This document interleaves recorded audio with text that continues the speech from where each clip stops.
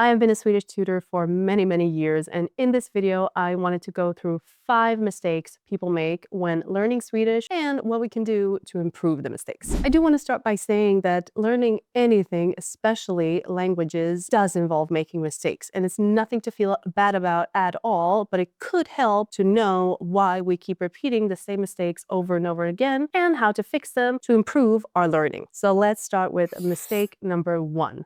Direct translation from your native language. I have seen this with multiple students and it's very, very easy to do, especially if you speak English. English and Swedish, they're in the same language family. There are many similarities, and when we find some similarities, we take them and we run with them. But it doesn't mean that everything in Swedish and English is the same. One example is using the preposition för when we should be using the preposition I.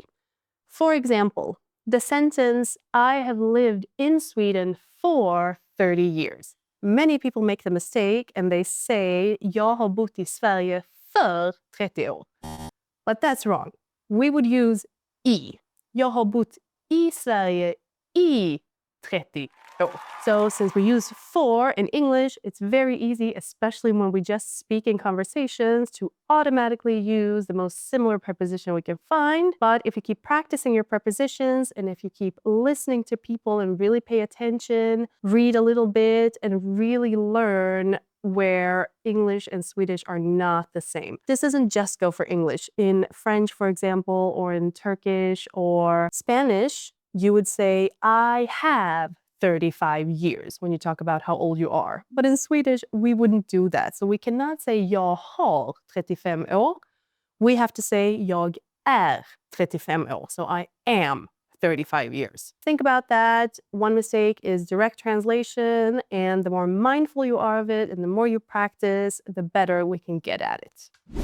Mistake number 2, wrong word order in subordinate clauses. Now, even the most advanced learners make this mistake. It's super common as well. In subordinate clauses, meaning the sentence that comes after the main sentence to make it simple, in Swedish, the adverb, for example, inte, comes before the verb. And this doesn't just go with inte. Any sentence adverbs we use, like alltid, ibland, we would use it before the verb in subordinate clauses.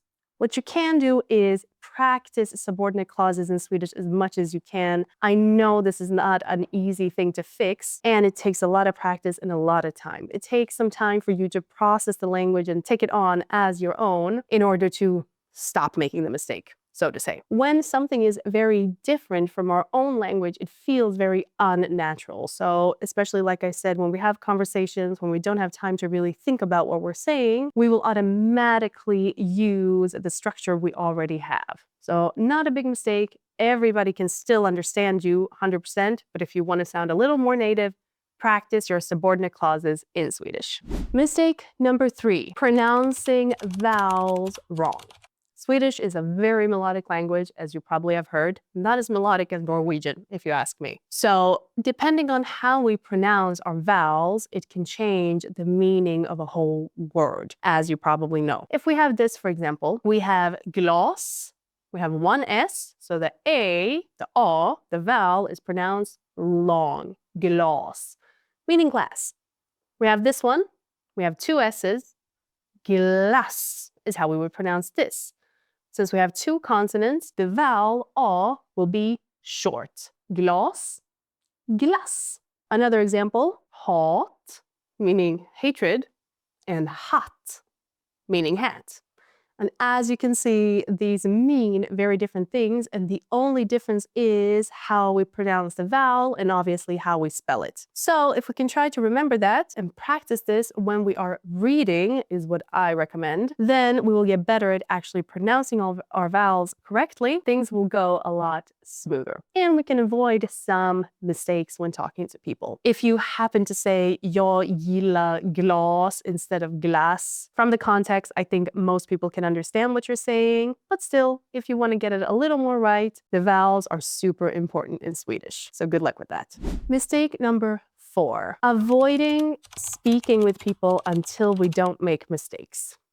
ironically. And this is not a good idea. Now, I know I'm making a whole video about mistakes when we learn and how to avoid them or how to improve them, but this one is one of the biggest mistakes I see with many students. We're different as people. We have different personalities. Some people want to get the language perfect or want to learn it perfectly before they start speaking. The catch-22, though, is that we can't be better unless we practice actually speaking. So what you can do is set a goal. For example, every day you speak Swedish for 5 minutes or 10 minutes or however long you feel is comfortable for you. Preferably, find someone that you're comfortable with speaking. It could be a colleague, it could be a friend, or maybe you even have a tutor, which is also something I do recommend if it's in your budget to have a tutor. In that way, you have someone to speak Swedish with, and it feels so much more safe and natural. And that can prepare you for having conversations with other people. If it's not in your budget, you have many different kinds of apps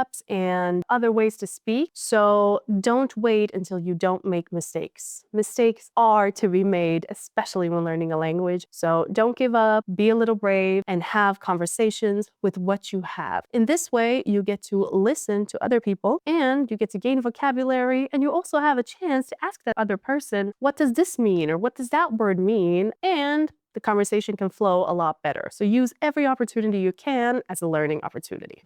The last one, and mistake number 5, is focusing only on grammar and not applying the grammar to actual conversations. This goes a little hand in hand with the mistake I talked about right before this one, number 4, where we wait to not make mistakes before speaking. And it's the same thing here. This is a bit of a strategy to try to make the language perfect by only doing grammar. But the more logical things we do, like just learning grammar, the less we will actually speak. And I'm saying this from experience because I have had students where their grammar is almost flawless. They can understand almost 95% of what I say or what someone says. They can read, but when it comes to speaking, their confidence is so low that they just don't seem to get the words out. The longer we just keep doing grammar and not actually speaking, the harder it's going to get. So if there's one thing I could tell you, combine learning grammar with conversations. If you learn grammar, use any kind of tool,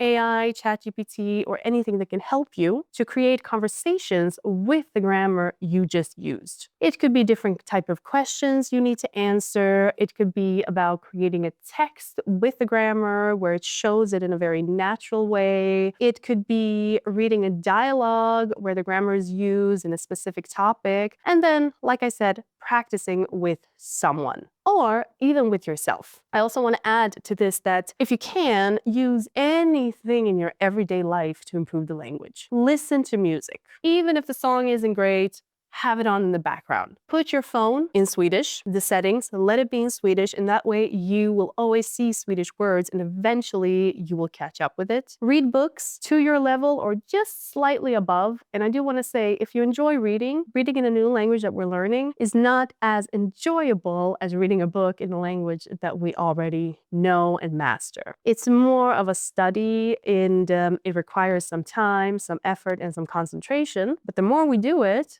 the easier it's going to get, the more vocabulary we're going to get, and the books will be enjoyable. Watch movies and shows, also a great way. You can start with, if you're a beginner, by listening to the movie or show in Swedish and having English subtitles. I think that's a great way. The more you progress, I do recommend that you listen to what they say in Swedish and you have Swedish subtitles. So you can always do a combination when you have English subtitles sometimes and Swedish subtitles sometimes. And this is a way to immerse yourself in the language and it will become easier. Another thing is try to force yourself to think in the language as much as you possibly can with the vocabulary that you have. In that way, you introduce it to your brain in a pretty passive way, and it becomes just part of your day and part of your thought processes. So the most important thing, I say again, don't wait until you don't make any mistakes before you speak, and make sure to speak a little bit every day. Good luck with your learning. Like I said in the beginning, making mistakes is a part of learning a language